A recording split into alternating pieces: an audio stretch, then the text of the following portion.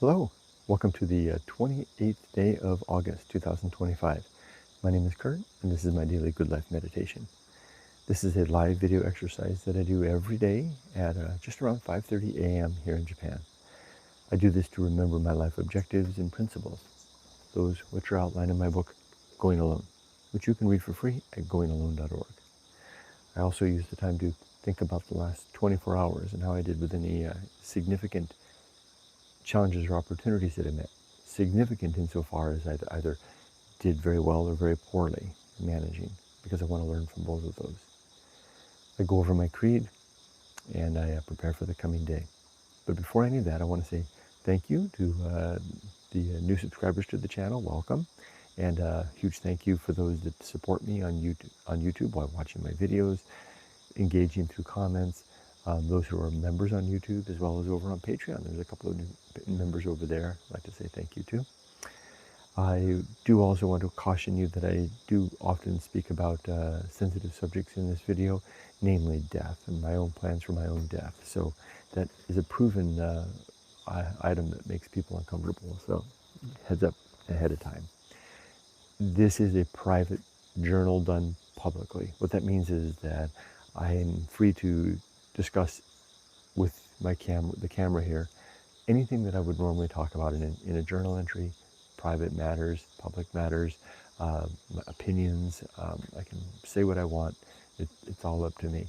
You're just being invited to join in as an audience, if you like. And if it sounds like that's making you, well, why do that, right? Well, why do this in such a way? Well, it's, again, a rather selfish thing. I know from experience that if I put up a soapbox in a public forum and stand upon it to talk about things that are important to me, I know I'll do a better job. Just, knowing that someone might watch. Am I leveraging you to my advantage? I think I am, but hopefully if the things I talk about are things that interest you, then you're getting a better deal as well, because you're getting a more thorough and considered opinion and idea. Now, it's not that I don't care about what you say. I do, and you're welcome to leave comments or criticisms as you see fit at any time. And I will read all of them, but I will do that when I get to that part of this exercise, which is at the end. So let's get started. Quick check of the morning temperature at just past 5:30 a.m. here. It's a smack dab at 25 degrees Celsius, of course, and 85% humidity. I think that's exactly what we had yesterday and the day before at this time. Yesterday was 25 and 84, a little bit less humid yesterday, and then 25 and 85 the day before that. So we're on par for another scorcher. The temperatures got up to 40 yesterday, so it was a hell of a day. All right, let's get started. Now I'm going to go over my notes from the last 24 hours. I have 3 notes. I'll read all 3 of them and then discuss them. They kind of relate. Cautious cadence, foot forward all day, and the 3rd note says cautious confidence. Let's examine all 3 of these. I have no particular incidents to report because there were no incidents that stood out. Instead, what I'm seeing is kind of an atmospheric feel of things. Now, to put some context to this, if you haven't been following along, if you're new to the channel too, I'm an American, 61 years old. I've been retired just coming on 8 months now. Living here in Japan. I moved here in Japan in December of 2024 to join my wife, who had moved here. She's Japanese. She'd moved here 6 months earlier to soften the field and make ready for us to make our retirement move back to Japan. We'd lived here before when we were raising our daughter. Our daughter Emily also, after finishing university in the States, chose to live and work in Tokyo, where she spends her days now. She's got a job and her life up there.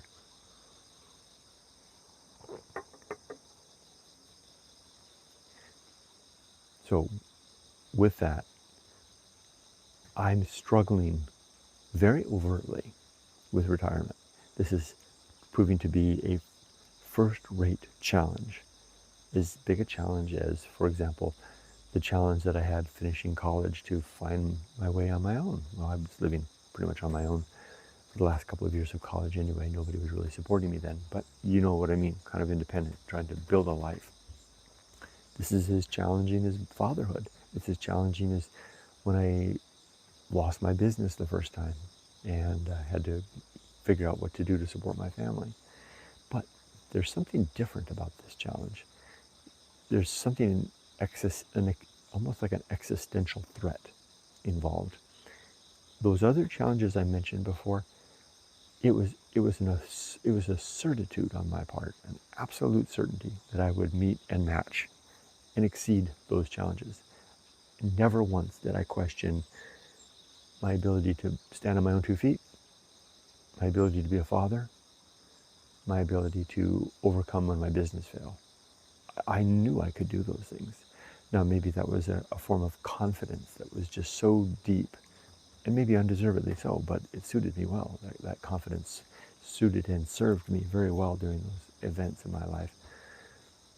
This challenge of retirement, finding a new life forward, is equal in measure, but not equal in confidence.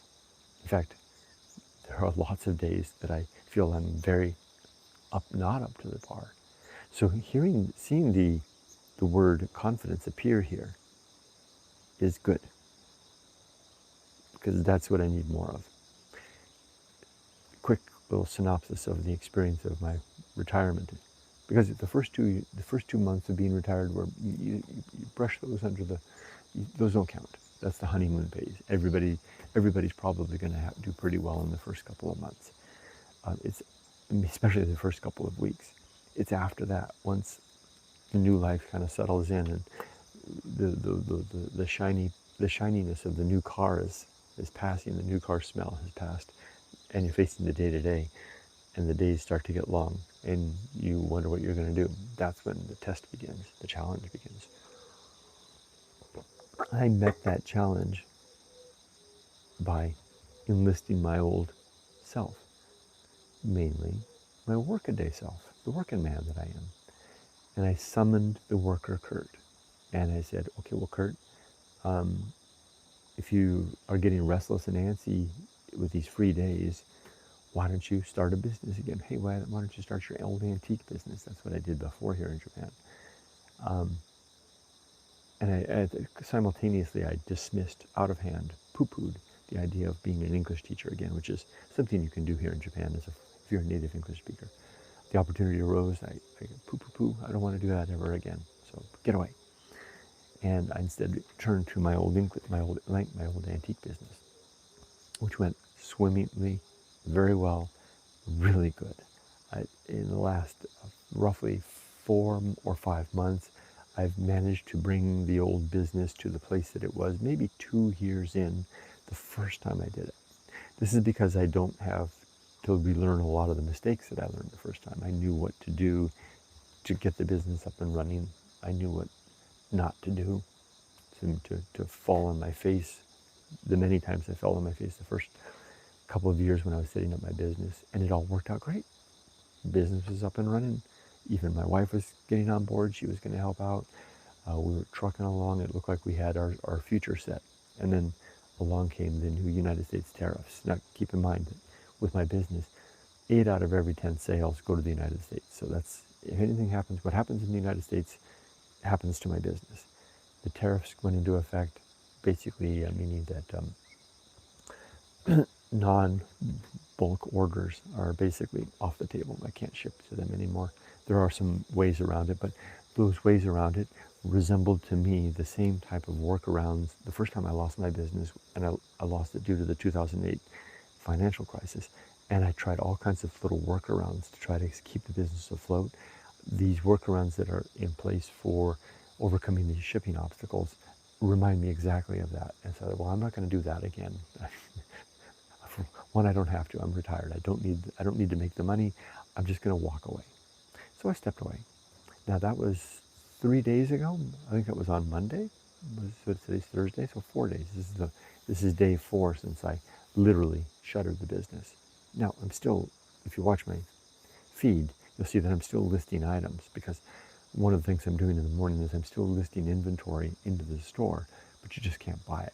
It's just, I'm building out the store with the hope that one day the political and economic situation might change and that I can do the business again and be viable. And if not, so what? Then I've got something that I like to do that's filling my time and creating a pretty neat museum of Japanese merchandise in my store. And that's where I am right now. So each day now is an interesting challenge, because I wake up every morning and there's really just two paths now to go. Door number one, path number one, the high road, is to find my way up and out of this valley that I find myself in, this valley of doom. That is freedom for those, it's doom for those who are inexperienced with freedom, who have very little, because yeah, we can tell ourselves we're free when we're doing for our adult working family lives, but we're not really free. I mean, we're chained to our mortgage, you know, we're slaves to the needs of our family. You know, that's not too strong a word, but I think it's true. You know, especially if we take it seriously, right? We have no choice. Freedom isn't part of the equation, although we can tell ourselves which pizza restaurant we want to go to on Friday night, and we can tell ourselves, you know, which car we're going to buy. It's only freedom of a sort, right? The true freedom that comes of being at liberty to wake each morning, face down the dawn, and say, well, how am I going to spend this day? That freedom is reserved for a very, very narrow, for most of us, a very, very narrow window of life that is now for me. And it's constrained by a couple of things. It's constrained by the start and the stop, is constrained by our ability to, and means to start it.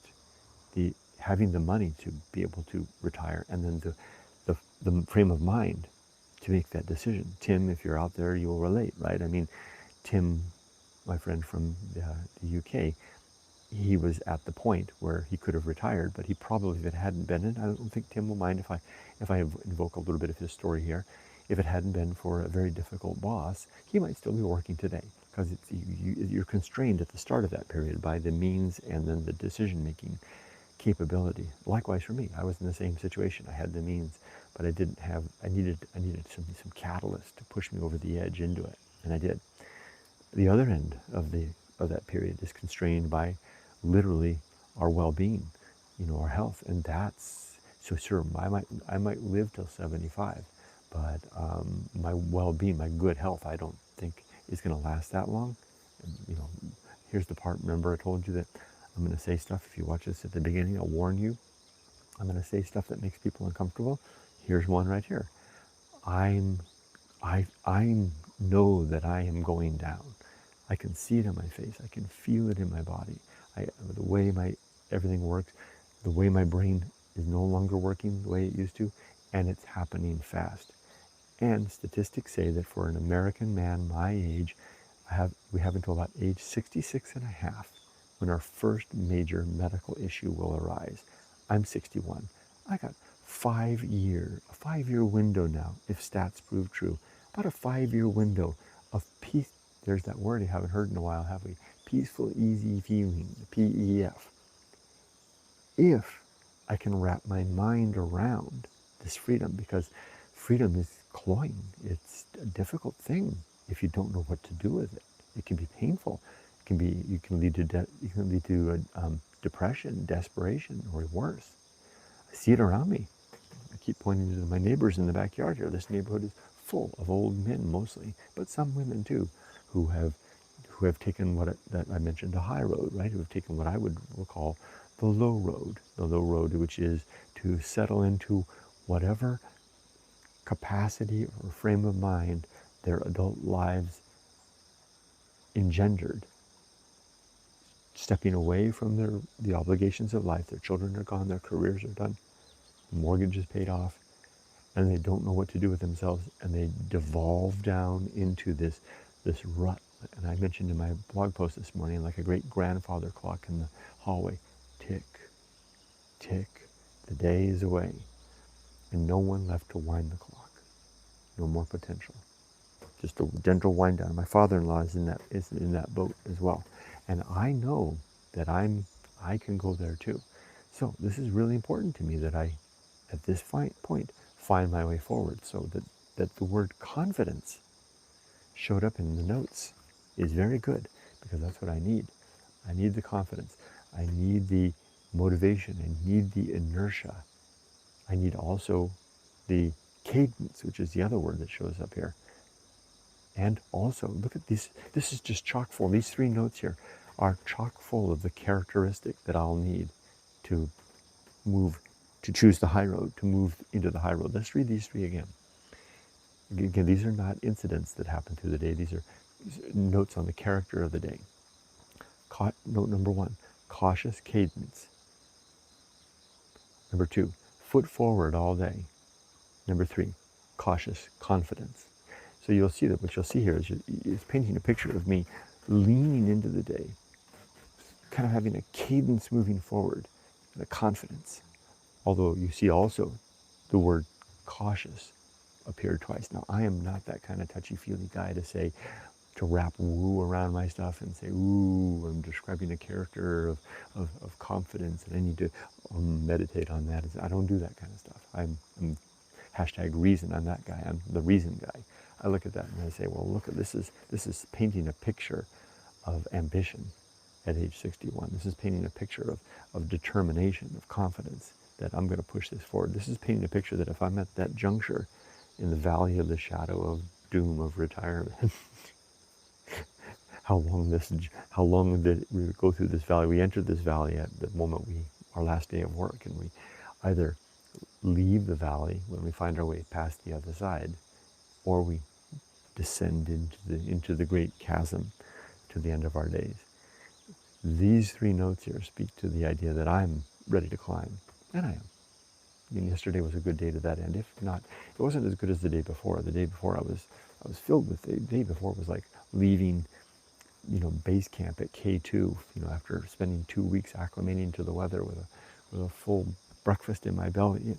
K2, I can do this. I can climb this mountain. Then, today was like the next day after that. After the first sleep, on my way up the summit, it's like, well, what have I got? It really is a big mountain, but I can do it. Good notes. These are good. These notes from yesterday. Good. Okay, let's read the creed. The creed can be found in my book, and my book outlines in the chapter titled "The Good Life," the 8 objectives that I'm striving to achieve in my life, which are as follows. Number 1, to be always ready for death, to have my affairs, relationships, and my life's work in good shape. Number 2, to make good and effective use of my time, to not waste a single moment of my day unless it's a deliberate choice to say, now I'm going to watch a frivolous video on YouTube. I rarely do that, but sometimes I do, and maybe I need to do a little more. Number 3 is to develop and maintain my objectives and principles in my book. Number 4 is to cultivate good emotional reactions so that I respond well when things get tricky. Number 5 is to perform good actions relative to my values. Number 6 is to recognize my true limits and my true opportunities, so I know the scope of my reach, know what is beyond me, what I can actually manage and maintain and facilitate. Number 7 is to do just one thing at a time, and do that thing slowly, deliberately, and carefully. And number 8 is to maintain my balance, which comes of the facilitation of the first 7 objectives. If I can do the first 7, really, if I can just do the first one, number 1, being ready for death, then balance is the consequence. Let's read one of the principles. Today I'm going to read the principle of nature. So turning to the book.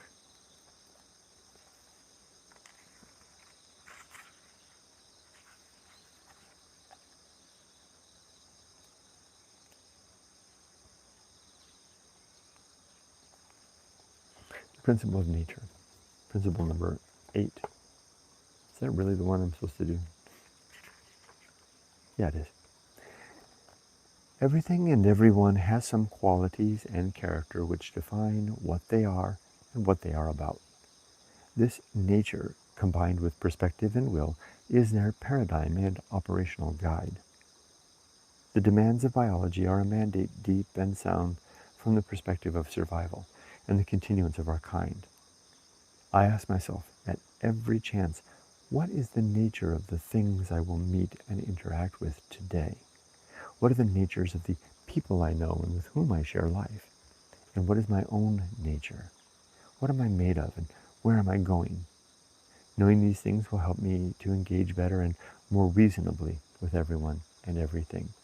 So this isn't nature like the thing that's happening all about me, but nature that's the quality and the characteristic of everything about me, including me and you, and the circumstances, settings, and trajectories of our lives. Nature is the ambient kinetic activity and way of being. The best word I can think of is inertia of life, which then, if you trace that, if you follow that trail down far enough, that leads to the observation that free will is an illusion. But that's another idea altogether. Okay, as for the next 24 hours, well, it's a Thursday. My plan today is to do two things I have noted here: routine and discovery. The morning is going to be about routine. I have my mornings pretty well down now. The AM is not an issue for me anymore, for the most part. That's something I didn't realize until just now. I think I have the first half of the day figured out. It's the afternoons. So I'm going to work on my routine in the morning, which is to finish this, go do my do my radio exercise, come back, take the walk with the dogs and my wife, have breakfast. I'll be listing an item in my store.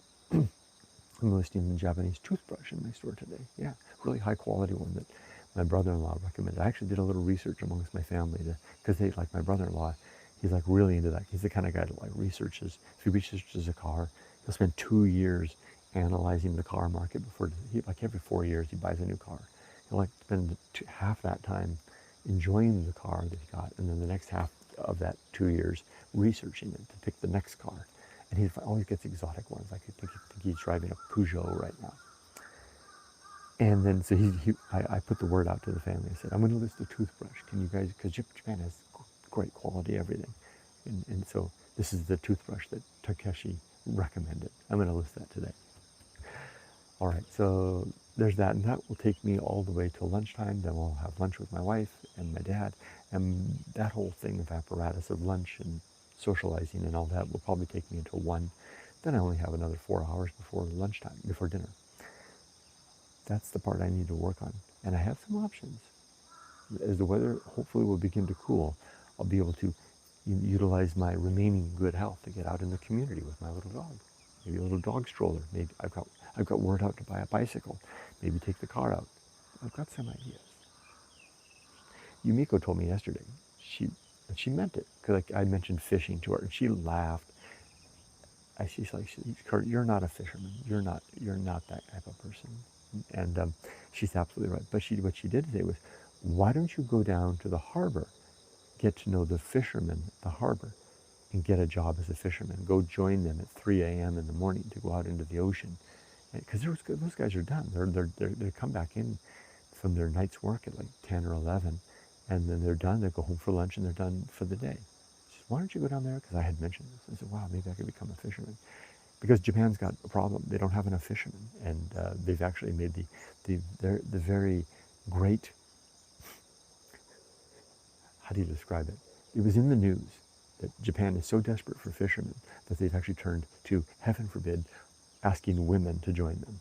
So women are being recruited to join the men in the fishing fleet because they can't find enough men to do it. And sure enough, I've gone down and I've eyeballed it a couple of times. I know the harbor here, and I know a couple of these private fishing boats. These are not like corporate boats. These are private boats. And there will be like 4 men on every boat, and 2 of those boats I saw, each of them had women as well, 1 woman each. So it's true. So Yumiko, she said, I said, but Yumiko, I don't, I'm all my doubts, about it. She says, Kurt, look how desperate they are. They're asking women to join. They'll take you in a heartbeat. Maybe something to do. Maybe I'll go down this afternoon with Rudy and sit on the wharf there. But I have to go in the morning if I want to see them. Think about it. All right, I've covered everything. Temperature has gone up 1 degree. It's 26 degrees now, and 83% humidity. Temperature is up, going up. Humidity is beginning to go down. Let's read comments. Hi, Julie. Hi there. Hi, Tim. Good morning from Tim. Weather check for the UK at where Tim lives at 9:35 p.m. 14.6 and 68%. Sounds a lot like what you had yesterday. Nice humidity. Pretty nice, it's nice and cool. Humidity and rain at last. Oh, nice. Humidity, rain at last. Nice. I hope you can enjoy it, Tim. And maybe water the plants. Hello, Michael. Tim says, yes, looking back, my boss was the catalyst to decide to retire. Otherwise, I would have retired at 60 rather than 58. But the stress and the happiness at work told me that was enough. Well, I didn't know you retired at 58. Good on you. I wish I'd gotten out. Well, I wasn't quite ready. I was close to ready financially at 58, but I needed those other 2 years. But you know, Tim, just the thought just came to me. Wouldn't you say that because retirement is a little bit challenging? I think you'll say I think I'm struggling more than you are. I think maybe it's because you're a couple of years ahead of me, right? Maybe you've gotten out of the valley.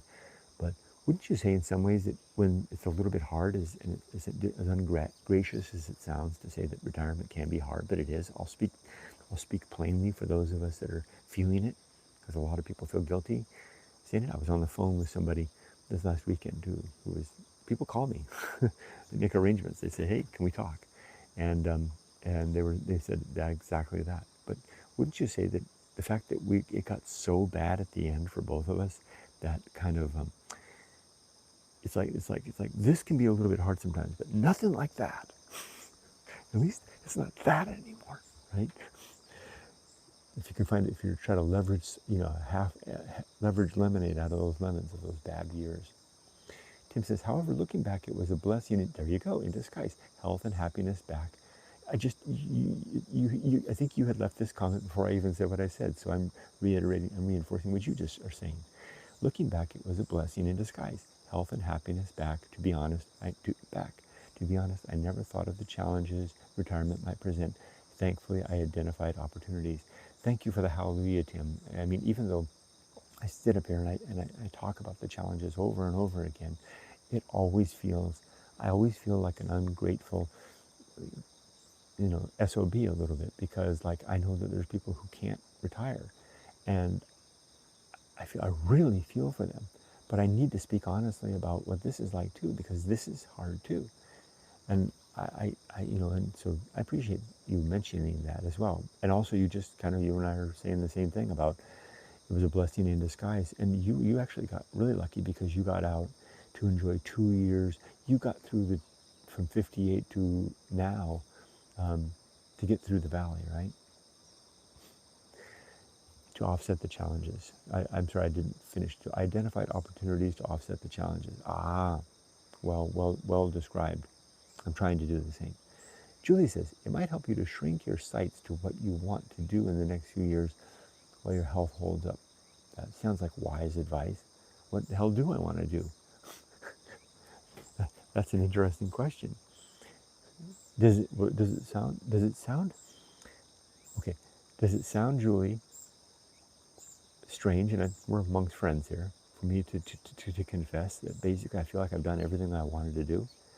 I mean, I raised my daughter, had my career, I wrote my book, I completed my quest. In a way, I feel like a video game player that's reached the end of the video game. I've defeated the final boss, if I can be so bold as to say that. And I say, well, all that's left now is the closing credits, right?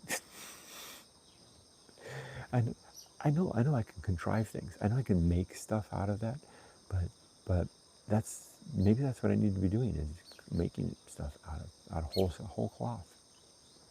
Tim says, I found thinking about the number of hours I don't have anything planned for actually makes that time pass more slowly. So I try and be impulsive at those times, if that makes sense. It makes perfect sense, Tim. I've kind of arming myself with a new strategy, that because it's the afternoons that are harder for me. The mornings are full. The afternoons, I come home from lunch, we're fed Dad, we fed all that. Yumiko's got, she has no problem filling her life and her days. Being Japanese kind of, no, she's a certain type of Japanese. Being a certain type of Japanese that she is, because not all Japanese are like this. It's not really an issue. but I'm here for her if it is. I said, well, what am I going to do? I'm not going to sit. I'm not going to sit. I'm going to stand up and I'm going to go do something.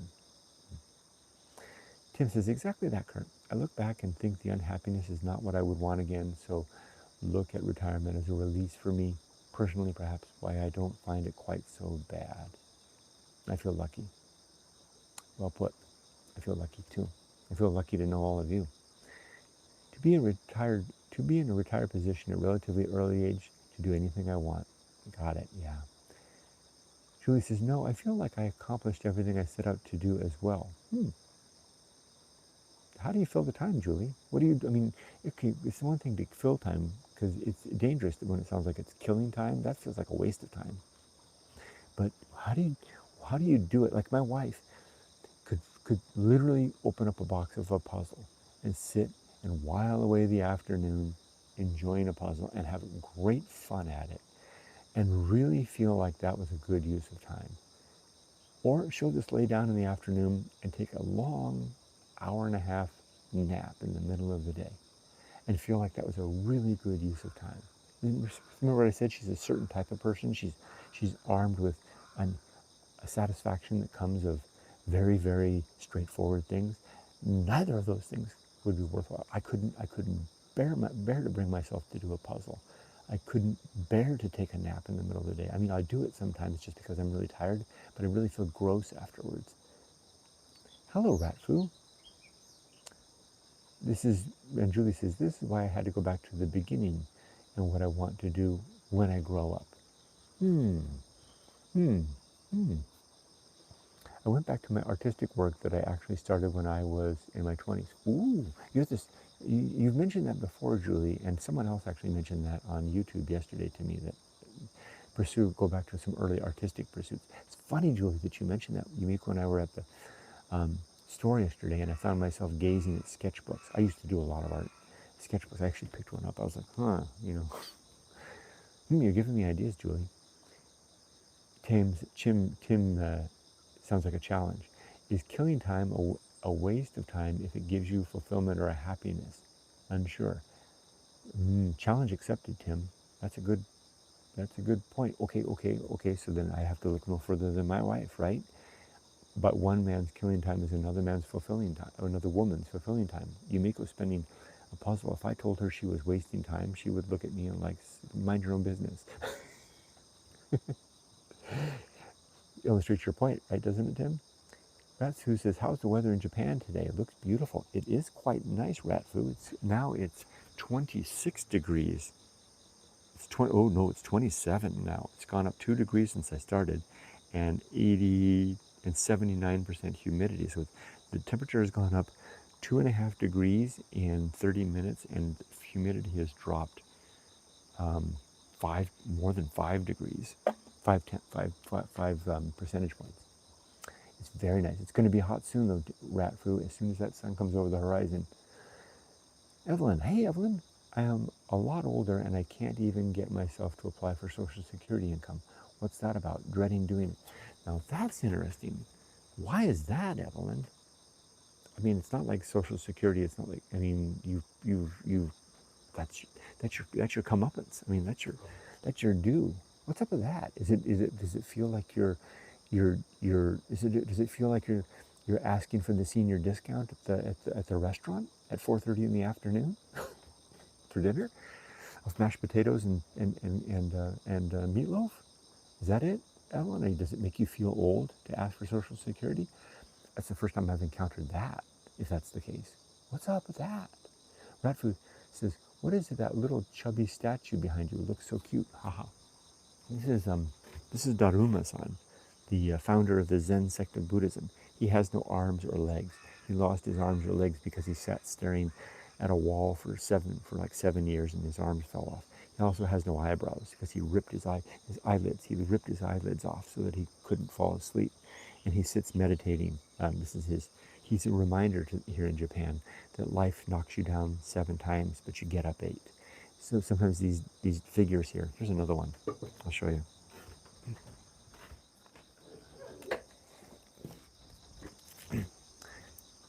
Sometimes these figures are weighted, so the idea is you can knock it over and it'll pop back up. So this is a very common figure here in Japan to represent perseverance. So I keep, I've pretty much always kept in my workspace. This is my office, a statue of or two of Daruma-san to remind me to keep striving. Whiskey says, "Do you have the Japan pension, Nenkin?" No, I do not. So my pension is from California. I get a. Well, it's not a state pension. It's actually I think it's the largest pension fund, a private pension fund in the United States for government workers. And then I have I will start Social Security, and let's see. Okay, I'm here. This is a challenge to you, Evelyn. Today is the day my brother is signing the paperwork for his retirement. I got to send him a message and go, wow.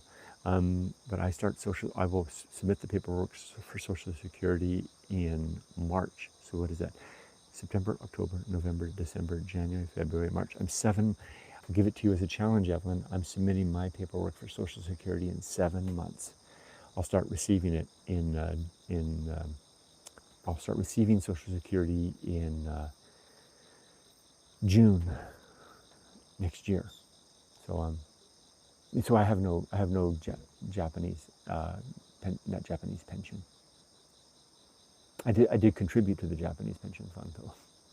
Jaime, those are so neat. Oh, I'm glad you like them. How easy is it to bring money over from the USA? It is dirt simple. I can do it in less than a minute. It's really, really easy, and it's really, really cheap. Although it took a lot of hard work for me to figure out, and a lot of trial and effort for me to figure it out. And I'm not trying to sell you a book, Whiskey, but I did write a book called Retiring in Japan, and there's a whole chapter on remittance, a whole chapter describing the process that I set up to be able to fund my life here in Japan. So if you're curious, I do it through two mechanisms. I have one mechanism that my wife is responsible for all of our day-to-day life. So I have one money stream that goes. I have 2 bank accounts in the United States and then one bank account here in Japan. The one bank account is for retirement, and all that money funnels into our bank account here in Japan that Yumiko has access to, so she can just do everything like a Japanese person would do, because all the money goes straight into there. And then the other bank account is for all the online things that I do, all the books that I sell, all the antiques that I sell, all my Google AdSense, all that stuff funnels into that other account, and I have access to that here via an ATM card that I use here. So that way I keep the two money streams separate. Yumiko and all the household stuff is handled by her. All the stuff that's handled by all the stuff that I do is handled by me, which puts me in an interesting position, because that puts me in a position of I get to be daddy sometimes, right? Because Yumiko's being mommy, handling the household stuff, and daddy says, "Hey everybody, let's go out to the steakhouse. It's on me," right? Which is a lesson that I learned from the last time I was here, because the last time I was here, I didn't have that ability. So even though I was making all the money, I had no chance for gravitas or to be generous or anything, because I didn't have any money. But I learned this time. I said, I'm going to keep that separate. So I have my own the stuff that I do on this online stuff, so I can be daddy, right? I can take the family out and I can say, stand aside. I'm covering this. Get it? Sorry if I'm going on and on about it, but it's worked out really well. Okay. Batfu says, I'm enjoying a nice salad I made from my end vegetables I harvested on my own. It's delicious and very satisfying eating some I worked on. Doesn't that feel great to actually eat your vegetables from your own garden? Tim says, I hear Ollie barking. Tim says, I'm living on my work pension, but have to wait until 67 until the state pension, a while yet. Yeah, that's the difference between our countries, right? I mean, in America, we can start at 52. I mean, we get less, but 52 if we want. Whiskey, ever encounter issues with the banks here? Never. I don't do anything with them. My wife does everything. So I imagine if it was me, yeah, but I don't. That's a smart way to handle your accounts. Oh, thanks, Julie. Yeah. Otherwise, I have to be a kid asking my wife for money all the time. I don't want to be that. I mean, I'm old school. I'm actually a baby boomer, right? old baby boomer men like me, we want to feel like we don't have to go to mommy for money, especially money that we make.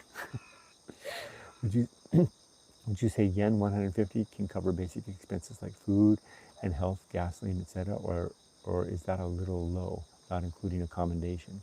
Well, I planned my retirement for a yen-dollar exchange rate of 100 yen to the dollar. So 100 yen in I can only speak to my circumstance. In my circumstance, 150 yen to the dollar, where it's currently hovering now, I think it's at 147 right now. It's like friggin' gravy every single day, right? So my retirement will remain in good shape, even if the yen goes back to 100 yen to the dollar. So yeah, 150 yen. If it all depends, Whiskey. It all depends on how much money you've got, right? And how much money you've got coming in and what your expenses are, right? I mean, that holds for me. I mean, it might not hold for another person. I mean, my brother, my friggin' my brother, he's got the retirement to end all retirements. And we talk and he's like, I don't know how I'm gonna make it. I'm like, screw you. Of course, he's living in the United States, right? Ratfoo says, excuse my poor typing on my last comment. I meant from my garden. I figured it out. Yeah, no problem. I try to read between the lines. Whiskey says, how did the cataract issues go? When are you scheduled for surgery? How much will that cost? Yen 30,000, I heard. So, yeah, I had yesterday I went in, I got the left eye examined. It went really well. My surgery is in September. I think it's on the 17th. The cost will be 50,000 yen. And so this is, again, something I get to pay for on my own. I step forward because this is another point where I get to feel good. Like my wife, a 50,000 hit on our monthly budget, we retired people, that's a good hit. So I stepped forward yesterday because we were at the clinic and the nurse was like, okay, and here's how it's going to cost. And I saw my wife go, ooh. And as we were walking out, I said, don't worry about the cost. I got it covered. So it feels good to be able to do that. Are you still able to swim in your private creek? Yeah. Hi, Aaron. Hi, good to see you. Yes, I can. I haven't done it for a while. The creek has changed. It's become a jungle down there, and just really haven't wanted to. So, Ratfoo is still in my mid-30s, a while yet before my retirement, but I enjoy working, keeps my mind and body busy. I enjoy having structure. I feel lost on my days off, though I enjoy them. Ooh, watch out with that, Ratfoo. If you feel lost on your days off, I mean, maybe I don't know if I'll get a hallelujah from the other retirees here, but because I felt the same way when I was in my 30s. I felt lost on my days off, filling my days, trying to fill my days with busy work. If you can find a way to not feel lost on your days off, you might be better prepared for this stage of life when you get here. Is that covered by the Japanese health insurance? Yes, the cataracts, but Japanese health insurance only covers 70%. So we're responsible for 30%. So I guess that 50,000 yen would represent 30% of what the overall cost is. The cataract, yeah, I got what you meant, the cataract surgery, so yeah. All right, we've reached the bottom of the comments. Thanks everybody for joining today. One last check of the weather. It is now 28.5 degrees. It's gone up 3.5 degrees since I started 43 minutes ago, and the humidity has dropped to 82%. So we are on our way for a tricky one. A few more comments came through. Thanks, mate. Whiskey says, any idea how much health insurance is monthly? It's nothing. Basically, right now, Yumiko and I think we pay 44,000 yen a month for the two of us. That includes medical, dental, and prescription. What is that, like $27 a month to cover both of us for everything? Now that's going to change. That's going to increase. I imagine people who've gone ahead of me here in Japan, because what happens is they give you this low rate when you first start, and then every year they assess your income, and then they'll adjust it.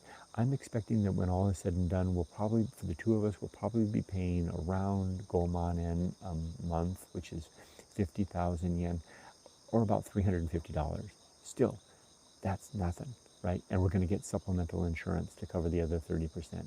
So yeah, the insurance situation here is friggin' amazing. Kurt, Bafu says, you are like an unofficial YouTube father of mine. Enjoyed chatting. Well, thank you, Ratfu. Let me know if you ever have any questions. You can always send me an email at dinnerbytheriver@gmail.com. I'm always happy to entertain questions.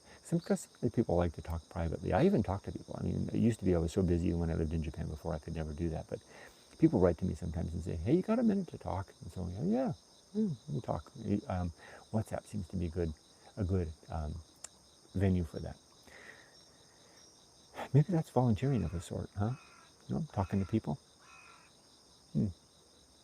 Because usually it's people that have questions, right? They want to it's like people who are headed to retirement, or sometimes it's younger people who are saying, "Hey, I'm in a difficult situation. You know, what are your thoughts?" I'm happy to talk about that stuff. Heck, my own daughter doesn't seem to be interested, so I might as well share my thoughts with others. Anyone who is. Bye bye, Evelyn. Bye bye, Claude. Good to see you, Claude. And hello and goodbye. Ratfu, of course, I enjoy your Discord. It's Toad. Oh, it's Toad. Hey, Toad. Wow. Oh, of course, Toad. You go way back. I'm sorry I haven't been as active on the Discord as I'd like to be. I'm trying to get back into that. Tim says, have a great day. Take care, Tim. You too. Peace out, everybody. Bye-bye.